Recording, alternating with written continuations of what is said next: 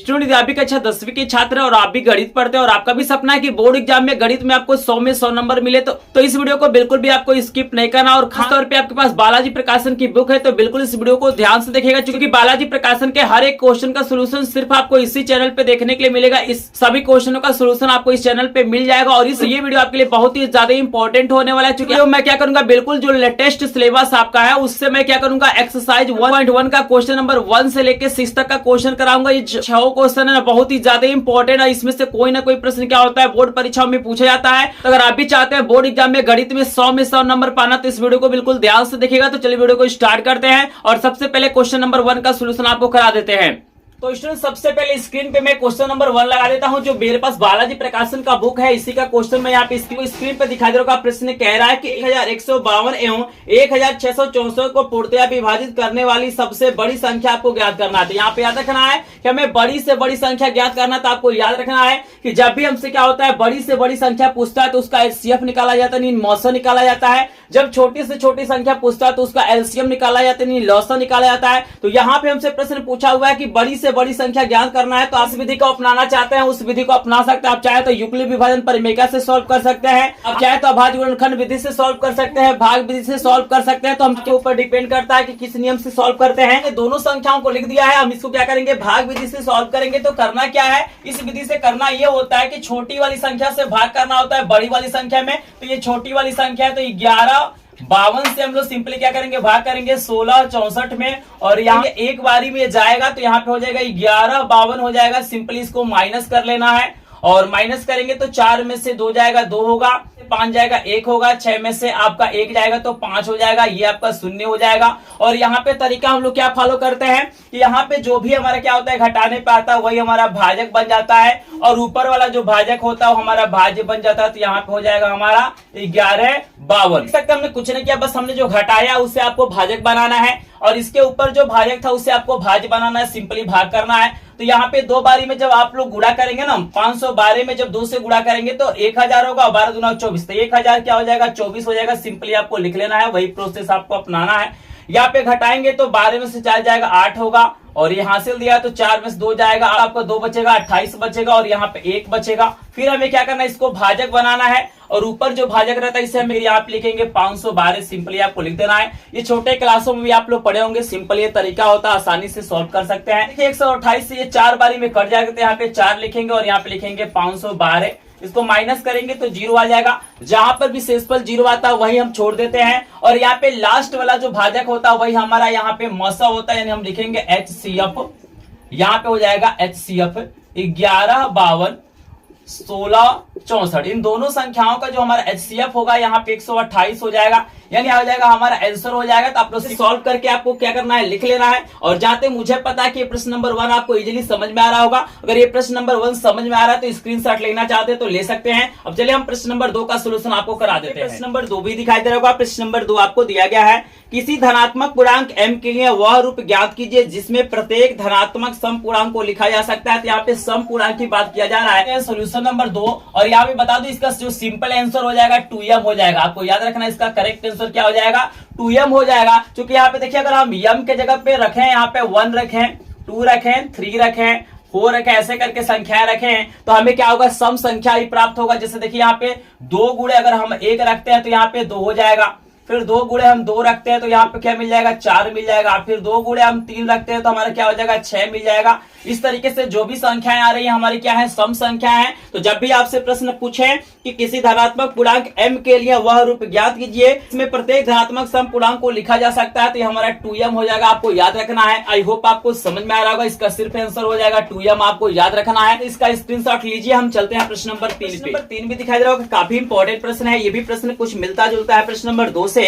प्रश्न नंबर 2 कह रहा है कि किसी धनात्मक पूर्णांक m के लिए वह रूप ज्ञात कीजिए जिसमें प्रत्येक धनात्मक विषम पूर्णांक को लिखा जा सकता है। इसके पहले सम पूर्णांक पूछा था, अब क्या पूछा हुआ है, विषम पूछा हुआ है। तो आपको बता दूं कि इसका जो आंसर होगा ना आपका हो जाएगा 2m+1 हो जाएगा। इसका आंसर क्या हो जाएगा, 2m+1 हो जाएगा। आपको मैं प्रूफ करके भी दिखाता हूं कि यहाँ पे विषम संख्या आता है कि नहीं आता है। तो अगर हम m के जगह पे मान लीजिए 1 रखते हैं 2 रखते हैं, 3 रखते हैं, ऐसे कोई भी संख्या हम रख लेते हैं। तो यहाँ पे हो जाएगा 2 गुणे 1 प्लस 1। तो यहाँ पे देखिए 2 एकम कितना हो जाएगा, 2 प्लस 1 कितना हो जाएगा 3। 3 आप लोग देख सकते हैं हमारा क्या हो रहा है, विषम संख्या प्राप्त हो रहा है। अगर हम 2 रखें m के जगह पे तो 2 गुणे 2 प्लस 1 है, तो ये हो जाएगा 4 प्लस 1 हमारा कितना हो जाएगा 5 हो जाएगा। तो इस तरीके से जैसे ही हम लोग क्या करेंगे, m की वैल्यू रखेंगे, प्राकृतिक संख्या है, 1 रखेंगे, 2 रखेंगे, 3 रखेंगे, तो जितनी भी संख्या आएंगी सभी क्या होंगी, हमारी विषम संख्या होंगी। तो करेक्ट आंसर हमारा हो जाएगा 2m प्लस 1 हो जाएगा। आई होप आपको प्रश्न नंबर 3 भी समझ में आ रहा होगा। चलिए अब हम आपको प्रश्न नंबर 4 बताते हैं। प्रश्न नंबर 4 बहुत ही ज्यादा इंपॉर्टेंट है, बोर्ड एग्जाम में इस प्रश्न को पूछा जाता है। तो जीरो को भी क्या करना है, गणित में बढ़िया से बढ़िया नंबर पाना है, तो इस वीडियो को बिल्कुल ध्यान से देखिए। तो स्क्रीनशॉट लीजिए, हम चलते हैं प्रश्न नंबर 4 पे। सामने प्रश्न नंबर 4 भी आ गया होगा। प्रश्न नंबर 4 काफी इंपॉर्टेंट है, यहाँ पे देख सकते हैं आपको सिंपली लिखा हुआ है कि निम्नलिखित संख्याओं के एचसीएफ ज्ञात करना। ये बहुत ही ज्यादा इंपॉर्टेंट, इसको मैं यूक्लिड विभाजन एल्गोरिथम के द्वारा आपको बताऊंगा, चूंकि बोर्ड एग्जाम में इसी तरीके से क्या होता है, पूछता है। तो आपको 2 क्वेश्चन दिया गया है, पहला दूसरा। यहाँ पे तो यहाँ पे मैंने क्या किया है, पहला वाला क्वेश्चन लिखा है। तो चले पहले प्रश्न को बताते हैं, उसके बाद से दूसरे वाले को बताएंगे। बिल्कुल आपको सिंपल प्रोसेस से बताऊंगा कि आपको करना क्या है। ये भाग विधि से आपको सबसे पहले सॉल्व करना है। तो यहाँ पे देखिए 405 से हमें क्या करना है, यहाँ पे 25 20 में क्या करना है, भाग करना है। कि हम 2 बार 3 बार करेंगे तो हमें बहुत छोटा संख्या मिलेगा, यहाँ पे हमें 6 बार में करना होगा। और यहाँ पे 405 में जब आप 6 से गुणा करेंगे तो यहाँ पे आएगा 24 30 आएगा। तो यहाँ पे हम लिख लेते हैं 24 30 लिख लेते हैं। आप सभी लोग भाग करना जानते होंगे। आपको क्या करना, इससे बड़ा आपको नहीं लिखना है, या तो ये पूरी तरह से कट जाए, नहीं तो इससे कम ही आपको लिखना है। सिंपली यहाँ पे क्या करना, आपको घटाना है। तो यहाँ पे 0 हो जाएगा, 12 3 घटाएंगे तो यहाँ पे 9 हो जाएगा, ये तो पूरा 0 हो जाएगा। फिर वही काम करना है कि जो भी यहाँ पे घटाने पे आता है वो हमारा भाजक बन जाता है, और इसके पहले वाला भाजक हमारा क्या होता है, भाज्य बन जाता है। और यहाँ पे देखिएगा 36 होता है, तो यहाँ पे हम 9 चौको 36 यानी हमारा हो जाएगा 4 बार में 360 हो जाएगा। और सिंपली हमें क्या करना है, इसको घटाना है। तो यहाँ पे 5 बचेगा, यहाँ पे हमारा 4 बचेगा, 45 हो रहा है। फिर इसे भाजक बनाएंगे, ऊपर वाले को हम क्या करेंगे, भाज्य बनाएंगे। और यहाँ पे 2 बारी में हमारा क्या हो जाएगा, कट जाएगा। हमें कहाँ पे रुक जाना है, जहां पे भी हमारा शेषफल 0 आ जाता है वहीं पे क्या करना, हमें रुक जाना है। तो बोर्ड एग्जाम में क्या करना है, सबसे पहले आपको ऐसे कर लेना है, यानी भाग विधि से सॉल्व कर लेना है। उसके बाद आपको लिखना है यूक्लिड विभाजन एल्गोरिथम से। यहाँ पे आपको लिखना है यूक्लिड विभाजन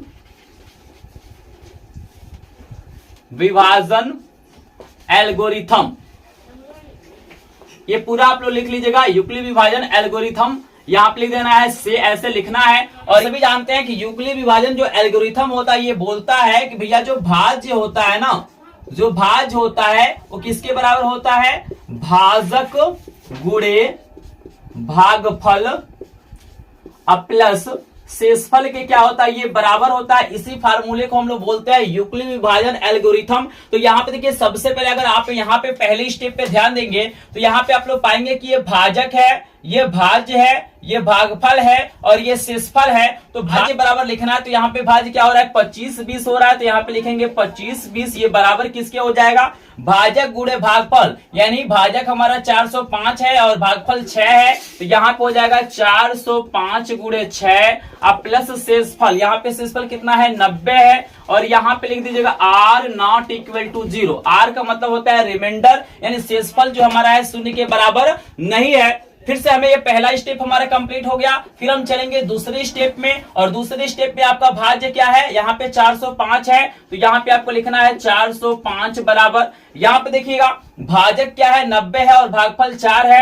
तो यहाँ पे लिखेंगे 90 गुणे 4, और यहाँ पे शेषफल चेक कीजिए कितना है, यहाँ पे जो शेषफल आपका है 45 है। तो यहाँ पे लिखेंगे 45। यहाँ भी हमारा शेषफल 0 नहीं है, तो यहाँ पे लिखेंगे नॉट इक्वल टू 0। फिर हम आएंगे तीसरे स्टेप में, और यहाँ पे हम लोग देखते हैं यहाँ पे भाज्य क्या है, 90 है। तो यहाँ पे लिखते हैं 90 बराबर भाजक हमारा कितना है, यहाँ पे 45 है, और गुणे यहाँ पे क्या है, भागफल 2 है, और प्लस शेषफल देखिए 0 है, और r इक्वल टू यहाँ पे हो जाएगा 0। मतलब यहाँ पे क्या हो गया, शेषफल हमारा 0 आ गया। तो जहां पे 0 आ जाता है वहीं से आपका आंसर मिल जाता है। तो यहाँ पे जो लास्ट वाला भाजक होता है यही आपका HCF हो जाएगा। तो यहाँ पे आपको लिखना कैसे है, यहाँ पे लिखिएगा HCF किसका किसका, 405 और कौन सी संख्या है, यहाँ पे 25 20 है। तो यहाँ पे आपको लिखना है 25 20 इक्वल टू लास्ट वाला आपका कितना आया है, 45। तो यही आपका क्या हो जाएगा, 45 हमारा आंसर हो जाएगा। तो इस तरीके से क्या करना है, बोर्ड परीक्षा में आपको सॉल्व करना है। सबसे पहले भाग विधि से कर लीजिएगा, उसके बाद से लिखिएगा यूक्लिड विभाजन एल्गोरिथम से,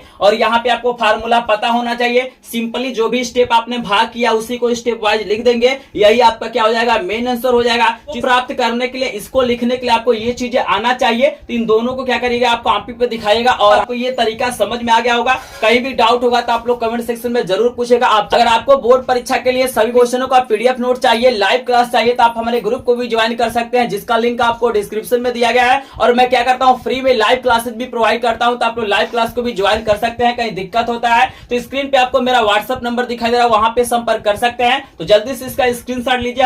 हम दूसरा वाला क्वेश्चन सॉल्व कराते हैं। वो क्वेश्चन बहुत ही ज्यादा इंपॉर्टेंट है, तो बिल्कुल ध्यान से देखिएगा। अब देखिए आपके सामने प्रश्न नंबर 4 का दूसरा वाला भी आ गया है। काफी इंपॉर्टेंट होता है, क्योंकि इसका जो प्रोसेस होता है थोड़ा सा लंबा होता है, यानी लंबा भाग जाता है, तो इसमें काफी लोग क्या होते हैं, कंफ्यूज होते हैं। तो बिल्कुल आसानी से आपको बताने वाला हूँ। तरीका वही है कि छोटी वाली संख्या से हम लोग क्या करेंगे, यहाँ पे बड़ी वाली संख्या में हम लोग क्या करेंगे, भाग करेंगे। और यहाँ पे मैं बता दूं कि अगर यहाँ पे भाग जब करेंगे तो यहाँ पे एक ही बारी में हमारा क्या होगा, कटेगा। चूंकि 2 बार में जाएंगे तो लगभग हमारा 1900 के आसपास आ जाएगा। तो यहाँ पे हम लिखेंगे 960, सामने सामने लिखना है, यहाँ पे ध्यान देना है। और यहाँ पे सिंपली आपको घटाना है, तो यहाँ पे 5 बचेगा और यहाँ पे 1 बचेगा। यहाँ पे 15 में से आप 9 घटाएंगे तो यहाँ पे हो जाएगा 6, यानी 600 क्या हो जाएगा, आपका 15 आएगा। फिर हमें इसे भाजक बनाना है और इसको हमें क्या करना है, भाज्य बनाना है। यहाँ पर भी हमको लग रहा है एक ही बार में कटेगा, मतलब पूरी तरह से तो नहीं कटेगा, लेकिन एक ही बार में भाग जाएगा। 2 बार में हमारा 1200 से ऊपर आ जाएगा। तो यहाँ पे हो जाएगा 615 और सिंपली माइनस करिए तो 10 में से 5 जाएगा, 5 हो जाएगा।